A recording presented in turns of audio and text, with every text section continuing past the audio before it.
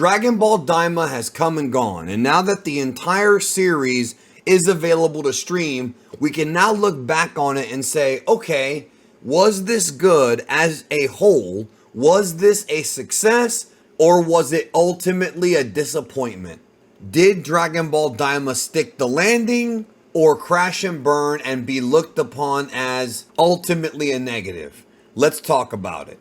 Fans of Super Saiyan 4, both old and new, pick up your then now forever merchandise right now in the Geekdom 101 store. Comes in various sizes and styles and different colors. Tons of colors. You can get a t-shirt, you can get a long sleeve shirt, a hoodie, many different varieties, whatever you think looks best on you. To commemorate the return of Super Saiyan 4, one of the most beloved forms in history. The link is in the description. Get yours today. When it comes to looking at Dragon Ball Daima as a whole, the one thing I want to do is avoid some of the pitfalls that some people are going to run into when talking about Dragon Ball Daima that you either have already seen or you will see. Specifically when it comes to comparisons, the one thing I'm not going to do is compare Dragon Ball Daima to Dragon Ball Super as far as story content, because Dragon Ball Super as an anime was multiple arcs, 131 episodes. Dragon Ball Daima was one arc, 20 episodes. It's not really fair to compare it to an entire multi-year long anime, but we can talk about some similarities and differences. I'm also not going to compare Dragon Ball Daima to Dragon Ball GT, at least not when it comes to anything outside of the things that Daima borrowed from GT. Even though GT is 64 episodes and is longer than Dragon Ball Daima, although not as long as Super, it's still not really fair to compare an anime series that has 3 or 4 arcs to just one short miniseries. We can talk about similarities and differences, but ultimately they were produced at different times with different ideas in mind. Therefore, what I will be comparing Dragon Ball Daima to is the recent Dragon Ball movies, such as Resurrection F, Dragon Ball Super Broly, and Dragon Ball Super Super Hero. Now, I know what you're thinking. Wait a minute. You can't compare a 20 episode anime to an hour and a half or whatever long movie, and that's true. I'm not going to be comparing it as far as the length of the story goes, and I'm not going to be comparing detail by detail and scene by scene. However, Dragon Ball Daima is closest to Dragon Ball's recent movies when it comes to the production cycle. Now, what do I mean by that? Let me explain. Dragon Ball Super Broly and Dragon Ball Super Super Hero have both had very similar production pathways. And some of the arcs of Dragon Ball Super would also follow this same pathway. Here's the pathway. Akio Iyoku would go to Toriyama after doing research and looking into analytics and determine something that the fandom finds popular.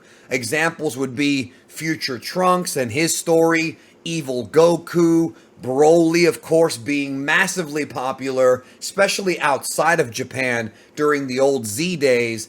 Gohan being the main character is something a lot of fans have wanted to see again, and they've wanted Gohan to take center stage. And with each of these, Akio would go to Toriyama and pitch him to either write a story or to modify a story to add these elements. Dragon Ball Daima was almost exactly the same thing. When Akio approached Toriyama to first do this project, the idea was to figure out a way to borrow aspects of the past and bring them into the present, with Toriyama this time being more involved than he was in the previous iteration. When it comes to Daima, a lot of these ideas were implemented from Dragon Ball GT, namely the centerpiece idea, which is, of course, Super Saiyan 4. But if we look back at like Resurrection F and Broly and Super Hero, what do these stories all have in common? They all featured something returning from the past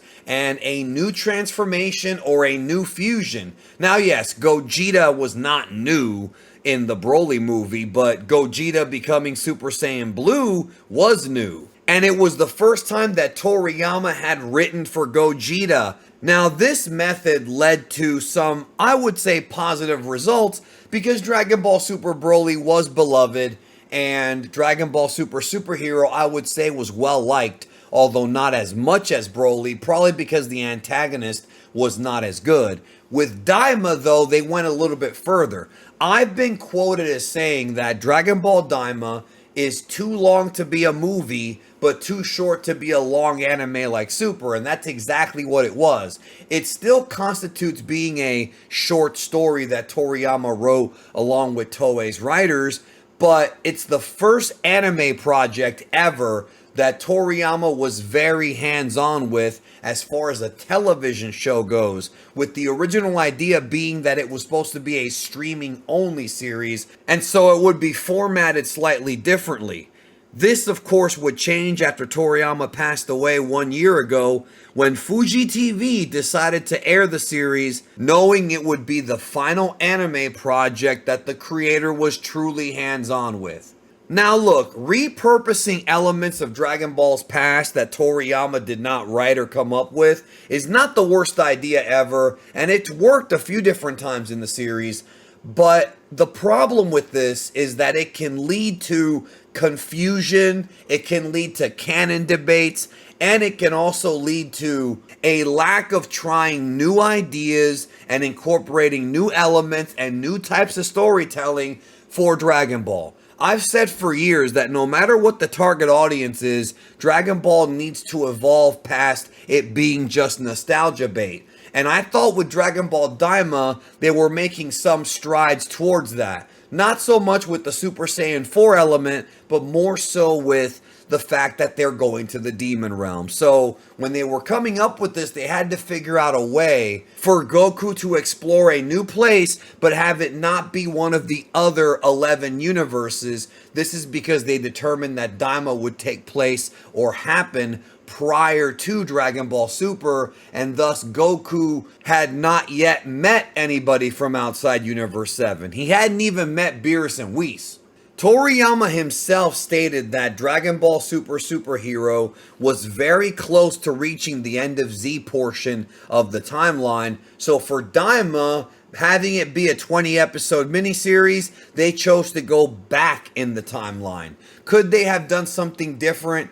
Yes. Could they have gone past the end of Z? Yes, but clearly a decision was made internally not to do that yet. Whether that was the decision made by Toriyama himself, by Akio, or by the executives at Toei and Shueisha, we may never know. But the choice was made to put Dragon Ball Daima here. Now, the exploration of the Demon Realm allowed Toriyama to really explode with ideas. And we saw Toriyama do a ton of lore, and Dragon Ball Daima's big strength, at least for a time, was the fact that it provided lots and lots of lore. However, at times, I felt like the lore felt more like a random info drop than something that was naturally part of the conversation. While I found most of it interesting as somebody who's into lore, lots of Dragon Ball fans aren't really into Dragon Ball for that reason, so they could find Daima being less than appealing. Learning about the history of the Demon Realm, the Third Eye, even the story of the Glins, and the fact that the Namekians have now been confirmed as being from the Demon Realm was all stuff that I loved. Even hearing about Rymus and the origin of the multiverse I thought was very interesting, even though it did raise a lot of questions about where Zeno stands on the cosmic ladder of the multiverse. However, Dragon Ball Daima couldn't tackle that topic because Goku had not met the Omni King yet.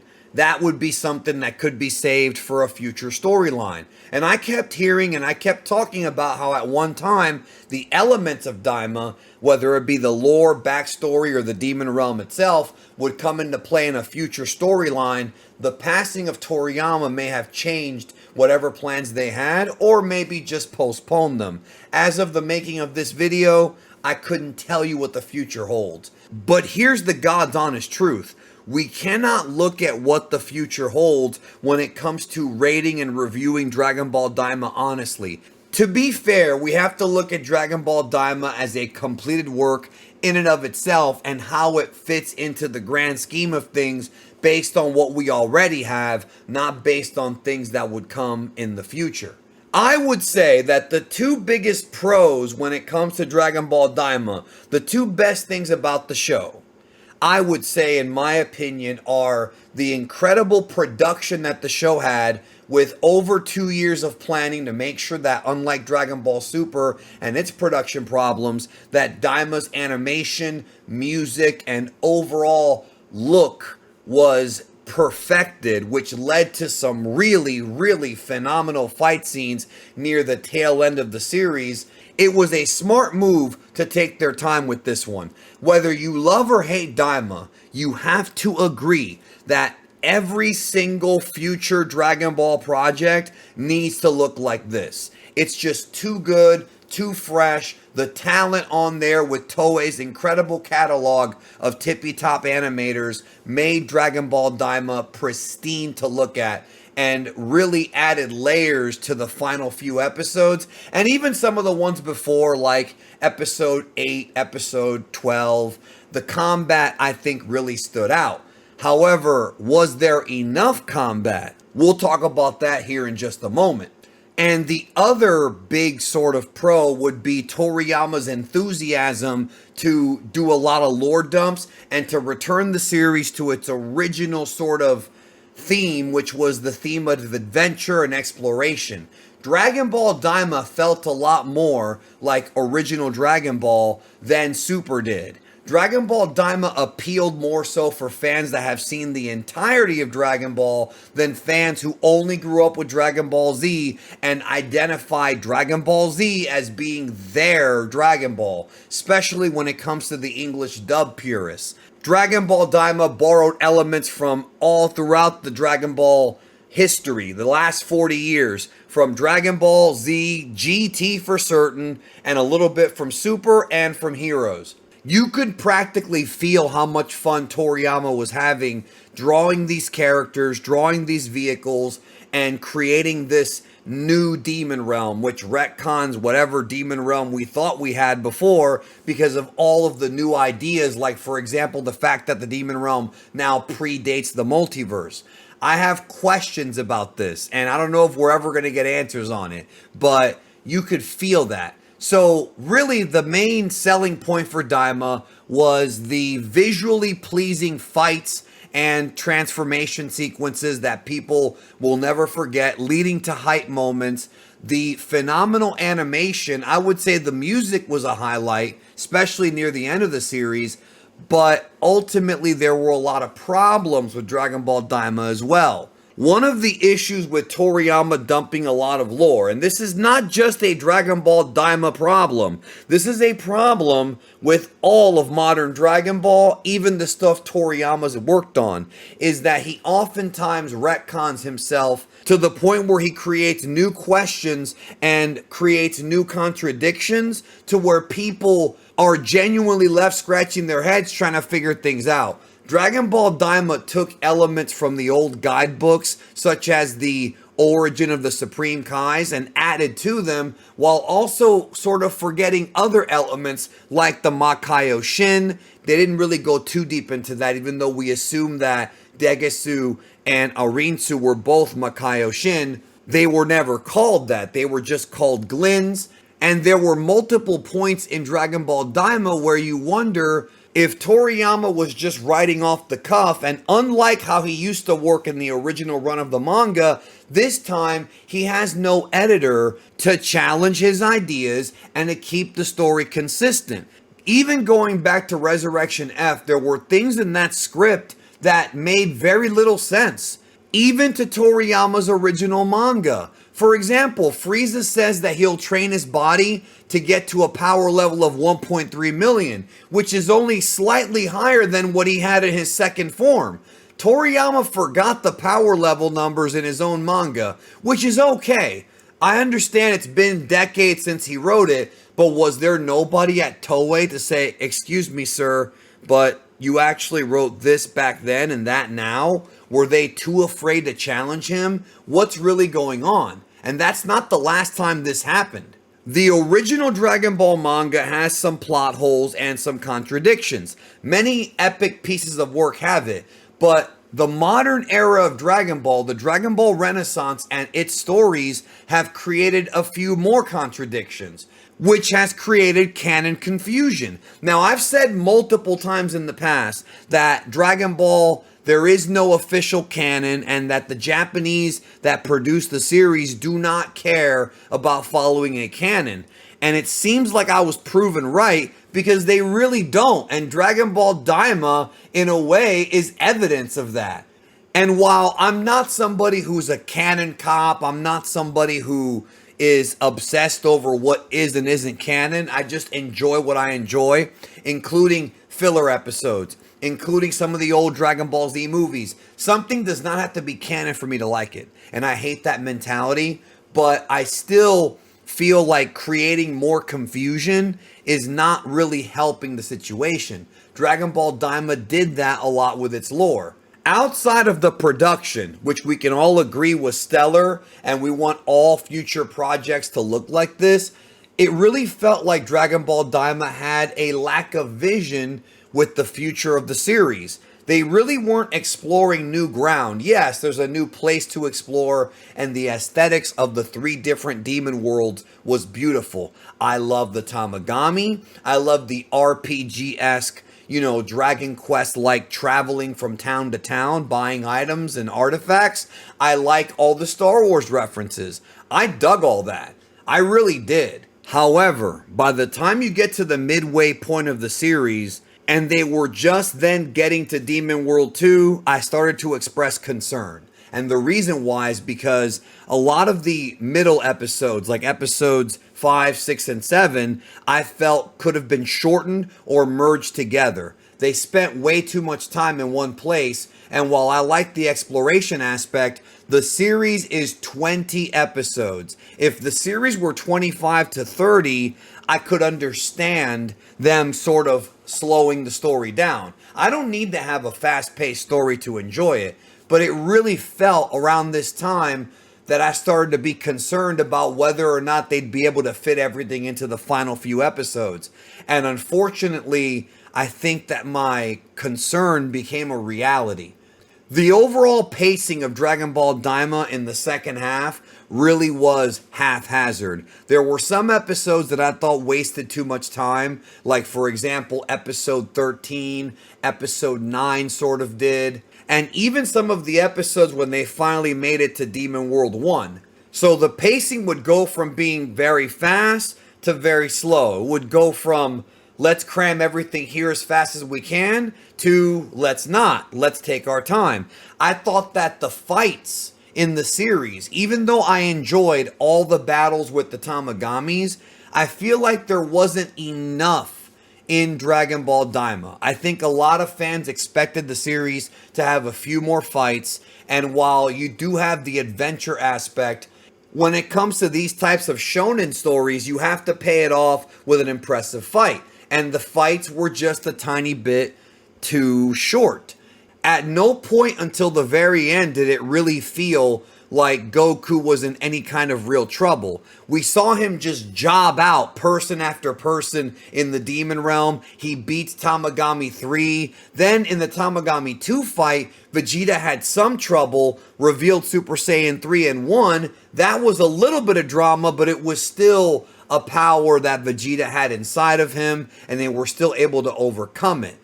And then just as we get to the Demon World 1, things slow down again by having this episode where you have this battle with these giant tanks that in theory could have been resolved much quicker, but didn't. And then you've got what I feel is the biggest waste of time in Dragon Ball Daima, and that's the phony Demon Realm Ginyu Force. This was a waste of time. We already saw the superhero parody with the Gammas in the previous movie. There was really no need to do another Sentai parody after the Ginyu Force, after Grey Saiyaman, and after the Gammas.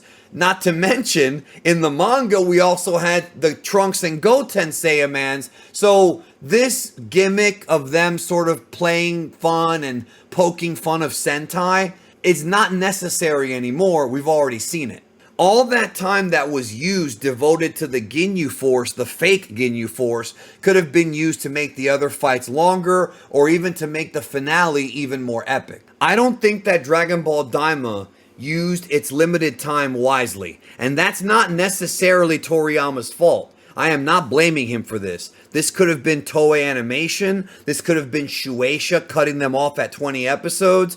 25 episodes would have been a better idea for a story like this. In fact, if you take these 20 episodes and shave off all the side quests and the not real important stuff, you end up with a relatively shorter series than 20 episodes. You could probably have wrapped the whole thing up in 10 episodes if you just shaved off the side quests. But the side quests were fun, I think, at first, but in the second half, we really wanted them to get to a conclusion. Now, when it comes to the conclusion, the final 3 or 4 episodes was a great premium boutique of tremendous action. Seeing everybody team up against Goma and seeing the third eye do all kinds of crazy stuff had me hitting the rewind button a few times. Then when we got to episode 18 and we saw Super Saiyan 4 Goku come back with a brand new design, at that point everyone who was skipping on Daima decided to check it out. And I knew that would happen too. And all of that just looked incredible. It was fun to watch and it was truly enjoyable. Episode 19 featured the adult Super Saiyan 3 Vegeta and Super Saiyan 4 Goku at the end, but this was all carried by the animation and the production team. That's really what made these episodes stand out. And they did an awesome job with all of it. It made it an enjoyable experience, and I think made it a final battle worthy of that, right alongside the other final battles of modern Dragon Ball. I would put the Goma battle up there with the Jiren fight and with the Broly Gogeta fight. Maybe not quite as good, but certainly in the same ballpark. Then when we got to episode 20, lo and behold, just when we think we have all the answers, Dragon Ball changes the questions as we left the episode with more questions. How does this tie into future events or even past events? Is this truly the end of the Demon Realm? What's up with Super Saiyan 4? I don't think enough tender love and care was put into that part of the series, and I think it hurt the overall finale. I really do. And like I said earlier, the Japanese don't care that much about canon, but to leave your audience without some kind of an explanation, I feel is a mistake. Now look, you don't have to explain everything. Super Saiyan 3 Vegeta, it's obvious he doesn't use the form later in the timeline because of its drawbacks. We literally see Vegeta in episode 19 running out of Super Saiyan 3 power. So instead he chooses to power up his Super Saiyan 2 because that form does not have any drawbacks. That makes logical sense. I said it in September, I said it in December, and I said it again in January and February. You don't have to have that part explained. But I can't help but agree with the fandom with their disappointment of the fusion bugs not being used. This was a plot point that, after being introduced in episode 4, everyone thought for sure that it would be a Chekhov's gun and come into play later in the series, including me. I was certain that it would be used, not because of a leak, not because of some inside information, but because I felt like they would never throw that in if they weren't going to use it at some point, even if it was used for comedy. The fact that we never saw the join bugs used, even randomly by some like demon kid, nothing, it was just dropped, that is bad. That is not a good thing. Besides that, in my opinion, after reviewing the entire series, some of the characters hit and some didn't hit. In my opinion, Degasu and Dr. Orinsu were kind of disappointments. Degasu especially. He didn't really do anything all that interesting, and you could have not had him in the show, and it would have been exactly the same thing. Rinsu had her own motivations, but the fact that she just changed her mind at the end, That could have been written better. It could have been executed better. I love the Tamagamis and I love Neba. The Tamagamis because of their design and Neba because he's so mysterious. When it comes to Glorio and Pansy, I enjoyed them even though they could have done more with them. And then Goma to me was basically what would happen if you took Pilaf and turned him into Jiren. That's the idea behind Goma. And I found myself more entertained by his facial expressions than I did anything else. But he was entertaining. At no point did I find Goma boring, and that's good, because Degasu was. So overall, I think Dragon Ball Daima did have a lot of problems. I didn't hate the experience watching it. I enjoyed the visual spectacle that it was, but I think that the writing left much to be desired. Daima needed some continuity editors to really flesh everything out and to have everything align with things that Toriyama said before or things that were stated before. Instead, you've got people all over the world, in Latin American communities, in English-speaking communities, and even in Japan wondering, is this it? What's next? The finale felt like it was a season finale, not a series finale. It felt like there was more to do. It felt like there were more unresolved plot threads. But with the passing of Toriyama, will we ever get a second season of Daima? And if we do, is Toei going to write it themselves? Or will it be somebody else? Will it be Toyotaro? And will that person have the right mentality to conclude the story and close up all the open plot threads? Or do they even care? That's my concern, and I think they need to. Either way, I will always love and respect Toriyama for what he brought us, and I think that his original works stand as being phenomenal pieces of literature, both Slump, Dragon Ball, and his one-shots, and I'm still very sad that he passed away a year ago, and I really would have loved, just as a fan, to see what else he had in mind. Did he really want to come back to the Demon Realm? Because it sure felt like it. And if so, was this always the plan? Maybe someday we'll know, maybe we won't. Thanks for watching.